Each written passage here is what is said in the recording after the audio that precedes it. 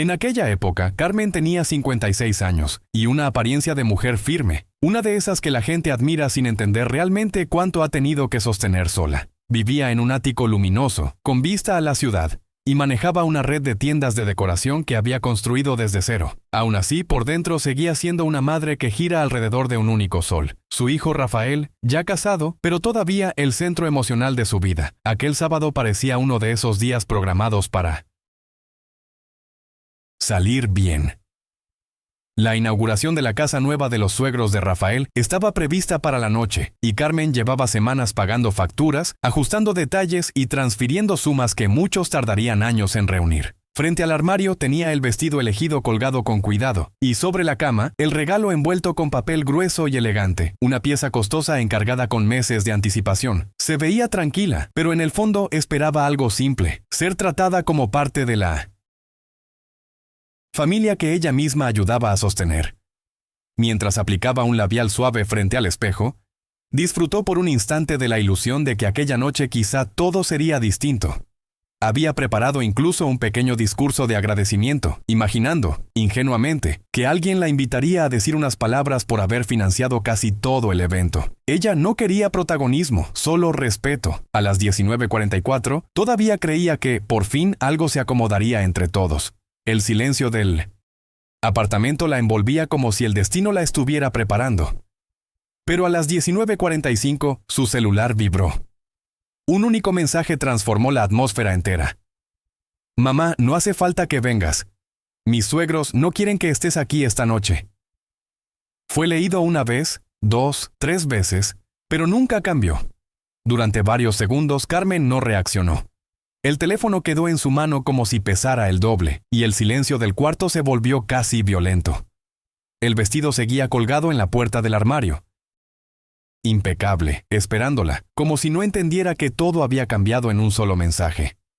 El regalo sobre la cama parecía ahora una broma cruel, un recordatorio brillante de cuánto había invertido para ser rechazada sin explicación. Intentó llamar a Rafael, pero la llamada fue cancelada de inmediato. Probó con doña Lucia, suegra de su hijo, y el número ya estaba bloqueado. La respiración de Carmen comenzó a ponerse pesada, entrecortada, con esa mezcla de incredulidad y vergüenza que uno siente cuando se da cuenta de que ha sufrido una humillación consciente, minuciosa y planificada. La mujer que miró su propio reflejo en el espejo ya no era la Carmen dispuesta a ceder siempre, a suplicar por un lugar en la mesa. Había algo diferente en sus ojos, un brillo frío que nunca antes se había permitido. Era la mirada de la empresaria que negoció contratos millonarios, la que jamás se dejó intimidar por directores arrogantes, la que sobrevivió a un mercado feroz. Allí, en ese cuarto silencioso, lleno de expectativas rotas, algo dentro de ella no se rompió. Se liberó. Dejó el celular personal sobre la mesa, fue al pequeño escritorio del rincón y abrió el otro teléfono, el de uso comercial, ese que representaba la parte de su vida que nadie dominaba. Sabía que lo que haría a continuación no tendría vuelta atrás. Cuando la pantalla del celular empresarial se encendió, Carmen sintió como una tranquilidad extraña se instalaba en su pecho. Aquello no era impulsividad. Era una decisión madura, fría y perfectamente calculada. Marcó el número del gerente del banco, un hombre que conocía bien su estilo directo. Mientras el tono de llamada sonaba, Carmen observó el reflejo tenue de la ciudad en la ventana, como si desde afuera el mundo siguiera normal, sin saber que la vida de una mujer estaba dando un giro silencioso pero definitivo. Cuando el gerente atendió, ella habló con la misma voz que utilizaba para cerrar acuerdos importantes, canceló débitos, congeló transferencias, bloqueó tarjetas adicionales, detuvo todo movimiento financiero que beneficiara a Rafael o a la familia de su esposa. Cada instrucción salía de su boca con una precisión quirúrgica, como si hubiera ensayado esa liberación toda la vida. No pasó mucho hasta que colgó la primera llamada y marcó el número de la constructora. Explicó, con la calma devastadora de quien ya no está dispuesta a ser manipulada, que la operación de compra debía ser revisada. Alegó coacción, fraude, irregularidades, lo que fuera necesario. En su tono no había súplica, había autoridad.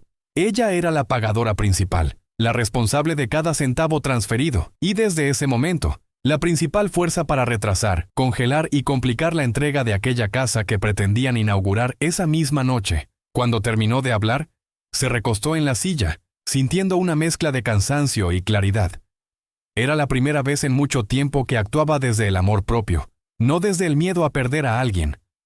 Por un instante, cerró los ojos para respirar, sin imaginar el nivel de caos que sus decisiones desencadenarían en la fiesta que se desarrollaba mientras tanto. A kilómetros de allí, la fiesta estaba en pleno auge. Las luces cálidas caían sobre el mármol recién pulido, y los invitados paseaban con copas de champán sin imaginar que todo el brillo sostenido por Carmen estaba a minutos de transformarse en humo. Rafael sonreía con la torpeza orgullosa de quien cree haber logrado algo importante, mientras Larisa presumía la casa como si fuera propiedad familiar desde generaciones. Doña Lucia, envuelta en un vestido lleno de lentejuelas que reflejaban cada lámpara del salón, disfrutaba escuchar lo que más alimentaba su ego. Elogios. ¡Qué palacio! ¡Qué lujo! ¡Qué maravilla! Pero detrás de cada sonrisa había una sombra. El pago final del buffet aún no había sido procesado, y los organizadores empezarían a exigirlo esa misma noche.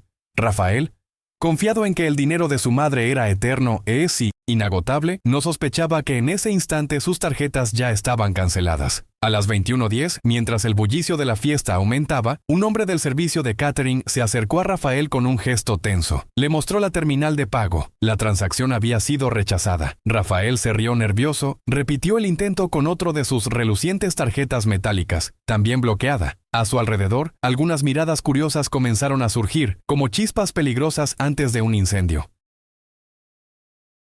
Larisa llegó rápidamente preguntando qué ocurría, pero antes de que alguien pudiera inventar una excusa, la música de fondo se detuvo abruptamente. 3 hombres vestidos con trajes oscuros entraron por la puerta principal. El gerente de la constructora avanzó entre los invitados con un tono de voz que exigía silencio, y lo obtuvo. Esta propiedad queda oficialmente bajo litigio hasta nuevo aviso. El aire, hasta hacía poco lleno de lujo artificial, se volvió espeso como cemento fresco. El anuncio cayó como un rayo sobre la sala. Las socialites que minutos antes competían por ver quién elogiaba más la casa empezaron a retroceder.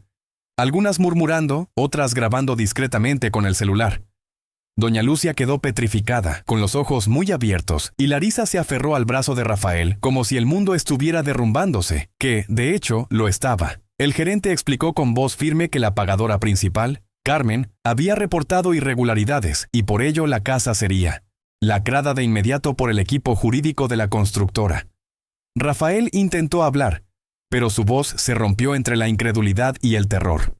Los invitados comenzaron a evacuar, y la fiesta que prometía ser la más elegante del año, terminó convertida en un espectáculo de vergüenza.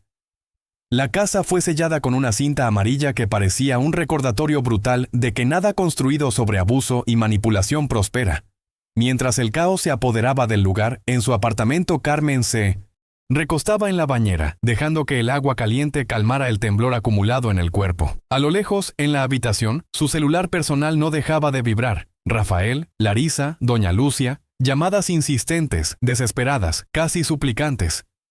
Ella observaba la pantalla iluminándose una y otra vez sin mover un dedo. Por primera vez, no reaccionó como madre, sino como mujer traicionada. Cerró los ojos, inhaló el aroma a lavanda y permitió que el silencio llenara el espacio que durante años fue dominado por la culpa. En ese momento, una idea la atravesó. Quizá alguien que estuviera escuchando su historia, la verdadera, la que estaba empezando a admitir, podría entender ese cansancio profundo que se siente cuando uno da demasiado. Cuando salió de la bañera, Carmen se envolvió en una toalla grande y cálida, sintiendo una ligereza casi desconocida. El apartamento estaba en penumbra, iluminado solo por la luz tenue que entraba desde el balcón.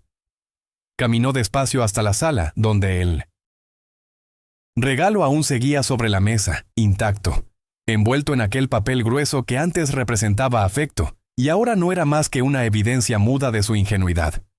Lo sostuvo entre las manos durante unos segundos, y luego lo dejó suavemente en el suelo, como si estuviera colocando un periodo al final de un capítulo doloroso. El celular seguía vibrando, insistente, lanzando notificaciones que parecían pequeñas explosiones en el ambiente silencioso. Pero esa noche, Carmen eligió algo que nunca antes se había permitido: priorizarse.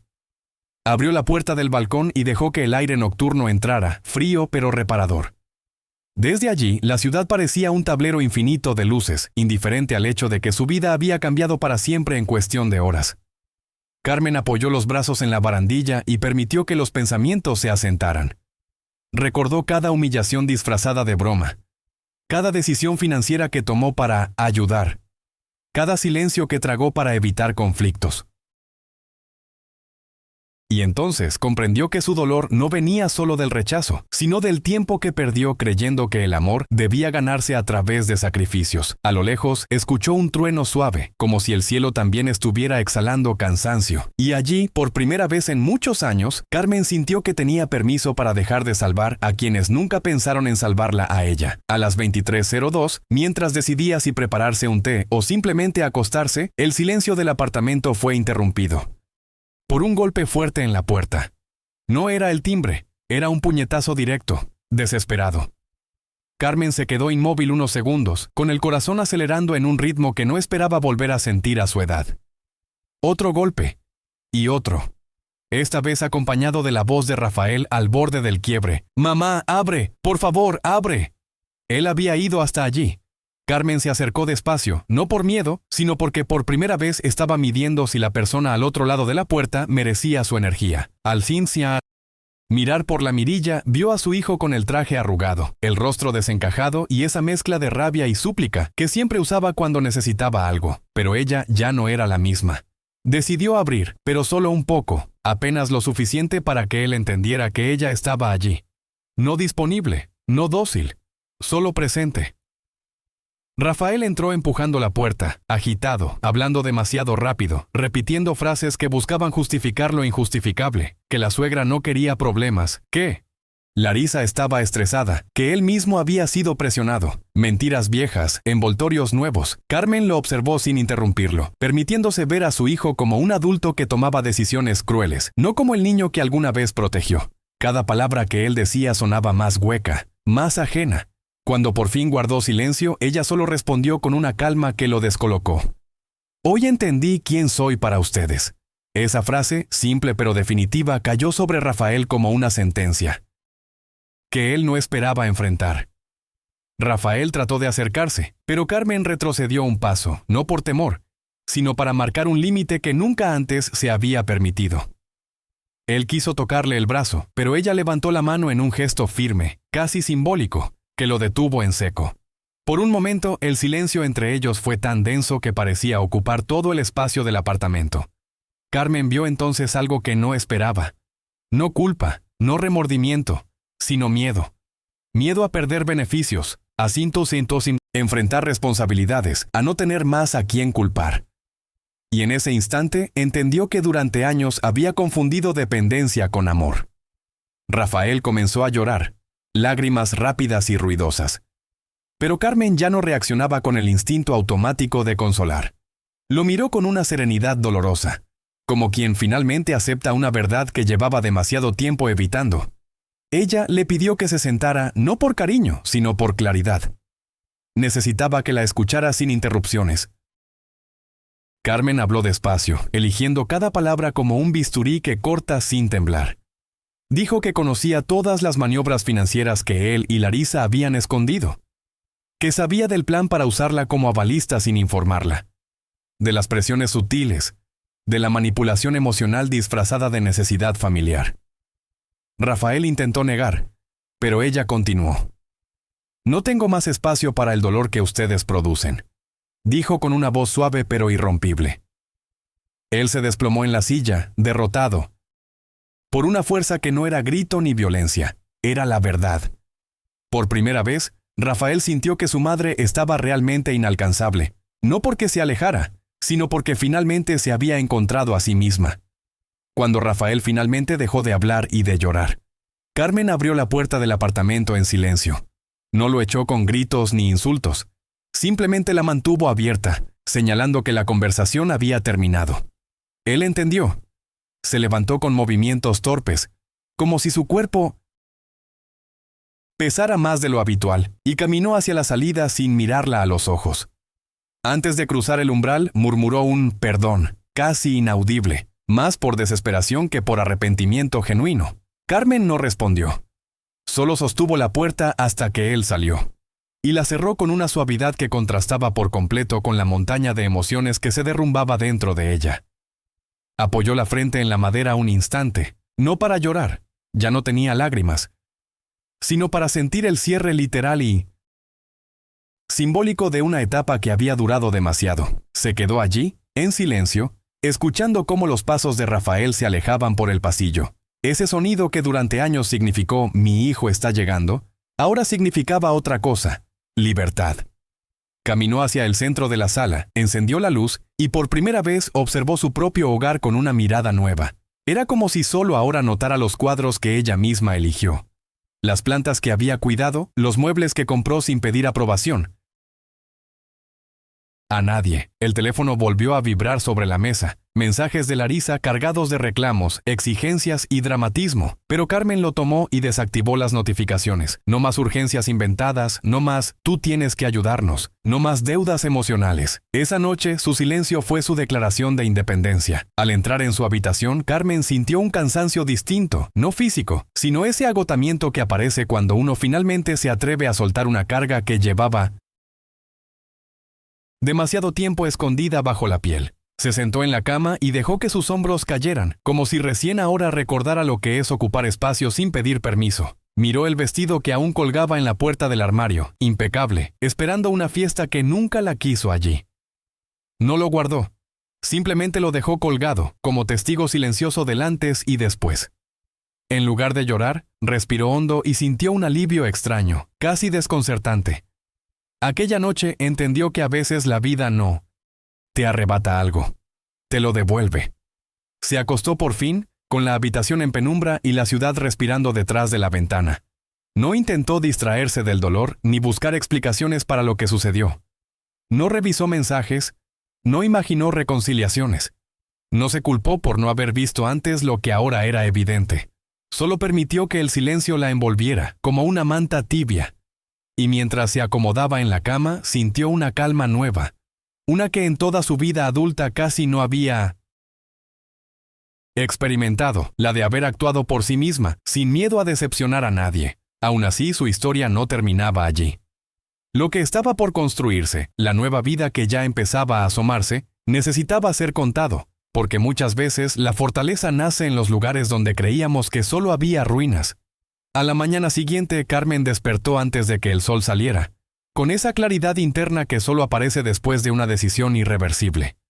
Se preparó un café fuerte y amargo, como le gustaba cuando tenía reuniones importantes, y lo bebió de pie, apoyada en la encimera de la cocina. Mientras el vapor subía, abrió su carpeta de documentos sobre la mesa y revisó cada contrato, cada comprobante, cada transferencia relacionada con la compra de la casa de los suegros. No había rabia en sus movimientos, solo determinación. Era como si estuviera reconstruyendo su propia historia, pieza por pieza, después de años de invisibilidad financiera y emocional. Ese mismo día contactó a Pint 200, su abogada de confianza, para dejar todo registrado formalmente. Los abusos, la manipulación, las presiones. Carmen ya no era el sustento silencioso de nadie. Por la tarde salió a caminar por el barrio sin rumbo fijo, dejando que sus pasos la llevaran hacia una pequeña cafetería que solía pasar desapercibida para ella. Pidió un té de jazmín y se sentó en una mesa cerca de la ventana. Observó a la gente ir y venir, cada uno con su vida, sus dolores y sus pequeñas victorias. Y allí, en ese instante simple y cotidiano, se dio cuenta de que no estaba tan sola como pensaba. Había un mundo entero fuera de la dinámica tóxica en la que había vivido por años. Mientras mezclaba el té, respiró profundamente, permitiéndose disfrutar de algo tan básico como el sonido de las cucharitas chocando entre sí. Fue entonces, en esa calma inesperada, cuando pensó que quizá su historia podría darle fuerza a alguien más. Y si llegaste hasta aquí conmigo, deja tu apoyo a este relato y compártelo con Alguien que necesite recordar que todavía puede empezar de nuevo. Esa misma semana, Carmen tomó otra decisión que sorprendió incluso a quienes la conocían bien. Revisó no solo las cuentas vinculadas a Rafael, sino todas las estructuras financieras de su empresa y de su vida personal. Se dio cuenta de cuántas veces había permitido que otros intervinieran donde no debían, cuántas veces cedió por afecto o culpa. La Carmen de antes hubiera pospuesto ese tipo de tareas para no generar conflictos. Pero la Carmen que despertó después de aquella noche ya no vivía para sostener a los demás. Vivía para ella. Tras horas reorganizando documentos, sentía algo parecido al orgullo. No ese orgullo ruidoso, sino uno silencioso, íntimo, que nace cuando uno finalmente se mira con honestidad y no se avergüenza de lo que ve. Una tarde mientras volvía del banco, decidió pasar por el parque donde solía llevar a Rafael cuando era niño. El lugar había cambiado. Juegos nuevos, árboles más altos, bancos recién pintados, pero lo que más la impactó fue darse cuenta de que ella también había cambiado, y para bien. Se sentó bajo la sombra de un ficus enorme y dejó que la memoria la visitara sin dolor. Recordó cómo lo empujaba en los columpios, sus risas, sus preguntas sobre el mundo, y comprendió algo que transformó aún más su perspectiva. Amar no significa permitirlo todo. Amar también es poner límites, incluso cuando duelen. Con esa claridad, cerró los ojos por unos segundos y dejó que el viento le despeinara suavemente el cabello, como si la vida misma la estuviera felicitando por haberse elegido. Con el paso de los días, Carmen notó que su teléfono sonaba menos. Rafael enviaba mensajes esporádicos, casi siempre largos, emocionales y llenos de justificaciones. Ella los leía, pero no respondía, no por crueldad, sino porque había descubierto algo esencial. A veces, responder es volver a la misma herida. Larisa, por su parte, alternaba entre amenazas veladas y súplicas melodramáticas, intentando recuperar el acceso al dinero que ya no les pertenecía. Cada notificación que aparecía en la pantalla era un recordatorio más de por qué Carmen había tomado la decisión correcta aquella noche. Y aunque a veces la invadía una tristeza comprensible, también experimentaba un alivio profundo, como si por fin pudiera respirar sin cargar con el peso de otras vidas. Una mañana luminosa, decidió hacer algo que antes siempre posponía: visitar la vieja tienda donde empezó su negocio hace más de 1920 años. La fachada estaba distinta, renovada, pero aún conservaba ese aroma particular a madera barnizada y tela nueva que la transportaba al pasado. Los empleados la recibieron con sonrisas sinceras, sin pedir nada a cambio, sin segundas intenciones. Caminó entre los muebles, tocando superficies, recordando decisiones, errores, aciertos. Y allí, entre estantes y lámparas colgantes, entendió que todo lo que había construido era fruto de su esfuerzo, no una recompensa por sacrificarse por otros. Era dueña de su historia, de su empresa y finalmente de sí misma. Por primera vez en mucho tiempo se permitió sentirse orgullosa sin miedo a ser juzgada. Esa misma tarde, mientras regresaba a casa con una pequeña bolsa de la tienda, un adorno minimalista que había comprado para sí misma, sin ningún motivo especial, Carmen sintió una claridad que nunca antes había experimentado. No necesitaba reconciliaciones dramáticas ni perdones que sonaran a promesas vacías. Necesitaba paz. Y la estaba construyendo paso a paso, con pequeñas decisiones que antes parecían imposibles. Al subir al ático, colocó el adorno en la repisa del salón y lo observó brillar bajo la luz tenue. Era un objeto simple, pero simbolizaba algo profundo. Esa vez había comprado algo no para agradar a otros, sino porque le gustaba a ella. Ese gesto tan pequeño la emocionó más de lo que esperaba. A veces la libertad empieza así, en detalles que nadie más nota.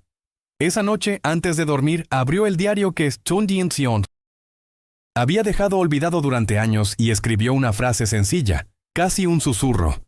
Hoy volví a mí. Fue el resumen perfecto de un proceso silencioso, doloroso, pero absolutamente necesario. No sabía si algún día su relación con Rafael se reconstruiría. Tal vez sí, tal vez no. Pero por primera vez comprendió que su valor no dependía de eso. Un cierre no siempre es un abrazo. A veces es una puerta que se cierra con calma. Y así terminó ese capítulo de su vida. No con una reconciliación fingida, sino con un renacer auténtico. Cuando apagó la luz, no pensó en lo que perdió, sino en lo que había recuperado: su dignidad, su voz y la certeza de que jamás volvería a ser la sombra de sí misma.